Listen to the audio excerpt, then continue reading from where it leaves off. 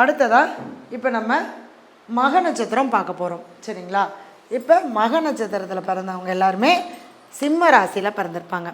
அப்போ இந்த சிம்ம ராசியில் பிறந்தவங்க மக நட்சத்திரத்தில் பிறந்தவங்க தனக்கு 2வது நட்சத்திரமான பூர நட்சத்திரத்தை அவங்க அதிகமாக பயன்படுத்தினாங்கன்னா கண்டிப்பாக அவங்களுடைய வாழ்க்கையில் பண வரவு அப்படிங்கிறது இருக்கும். இப்போ பூர நட்சத்திரத்தை எப்படிங்க பயன்படுத்துறது?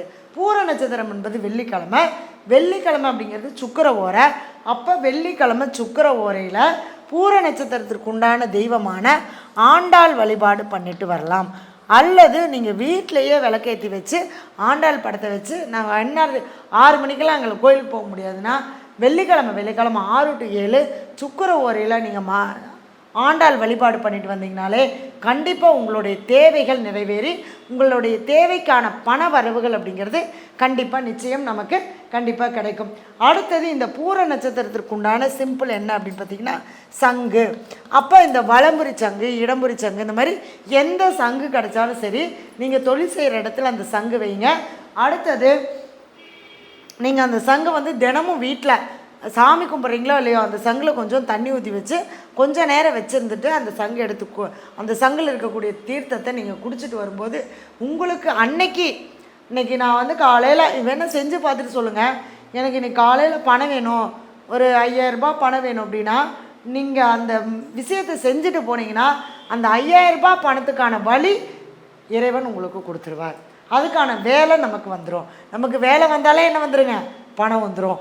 பணம் டைரெக்டாக வராது. இப்போ நான் சொல்கிறது எல்லாமே பண வரவுக்கான வழினா பணத்தை சம்பாதிக்கிறதுக்கான வழிகளை இறைவன் உங்களுக்கு கொடுப்பார். சரிங்களா?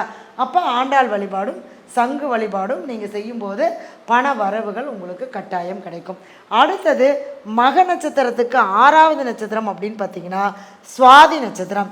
இந்த சுவாதி நட்சத்திரத்திற்குண்டான தெய்வத்தை வழிபாடு பண்ணினால் நீங்கள் வெற்றி அடையலாம். எனக்கு கடன் நிறையா இருக்குது அப்படின்னா சுவாதி நட்சத்திரம் வர அன்னைக்கு நரசிம்மர் கோவிலுக்கு போய் விளக்கேற்றி வச்சு சாமி கும்பிட்டு அர்ச்சனை பண்ணி எனக்கு இந்த கடனெல்லாம் நிவர்த்தி ஆகணும், எனக்கு வழக்கு நிவர்த்தி ஆகணும் அப்படின்னு நீங்கள் பிரார்த்தனை பண்ணிட்டு வந்தீங்கன்னா கண்டிப்பாக உங்களுக்கு அதுக்கு உண்டான பலன் கண்டிப்பாக கிடைச்சே தீரும். சரிங்களா? இதை நீங்கள் பயன்படுத்தி ஃபாலோ பண்ணி பாருங்கள், அபரிமிதமான பலன்களை நீங்கள் அடையலாம்.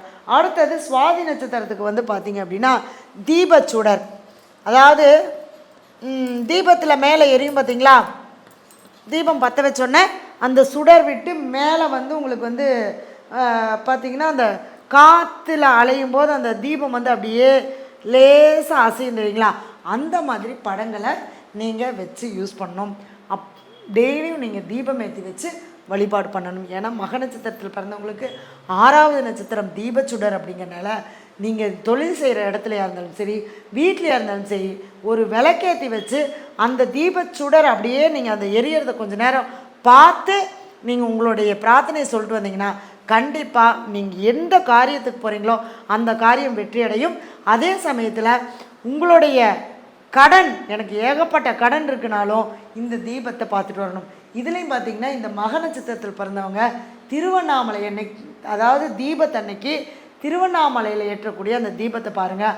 அல்லது ஏதாவது ஒரு கோவில்களில் தீபம் ஏற்றுவாங்க இல்லையா, நீங்கள் திருவண்ணாமலையே தான் போய் தீபம் பார்க்கணும் அப்படின்னு இல்லை, அந்த கோவில்களில் ஏற்றக்கூடிய அந்த தீபத்தை பார்த்துட்டு அதுக்கு நெய் வாங்கி கொடுத்துட்டு வந்தீங்க அப்படின்னா கண்டிப்பாக அடுத்த வருஷத்துக்குள்ளே உங்களுக்கு அதுக்கான பலன் என்ன அப்படிங்கிறது கண்டிப்பாக கிடைக்கும். இது நம்ம வருஷம் செய்யணும், டெய்லி செய்யணும், மாதம் செய்யணும். இது எல்லாமே நீங்கள் தொடர்ந்து ஃபாலோ பண்ணிட்டு வரும்போது ஒரு 365 நாள் கடந்ததுக்கப்புறம் உங்களுடைய வாழ்க்கை அப்படியே சேஞ்சஸ் ஆகும். நான் இந்த கோயிலுக்கு போகணும் அந்த கோயிலுக்கு போகணும் எதுவுமே தேவையில்லை. இந்த 2 விஷயத்தை நீங்கள் ஃபாலோ பண்ணிட்டு வந்தீங்கன்னா உங்களுக்கு வேலையும் கிடைச்சிரும். ஏன்னா 6ஆம் இடம் என்பது வேலை, 6ஆம் இடம் என்பது வெற்றி, 6ஆம் இடம் என்பது கடன், 6ஆம் இடம் என்பது நோய், 6ஆம் இடம் என்பது வழக்கு.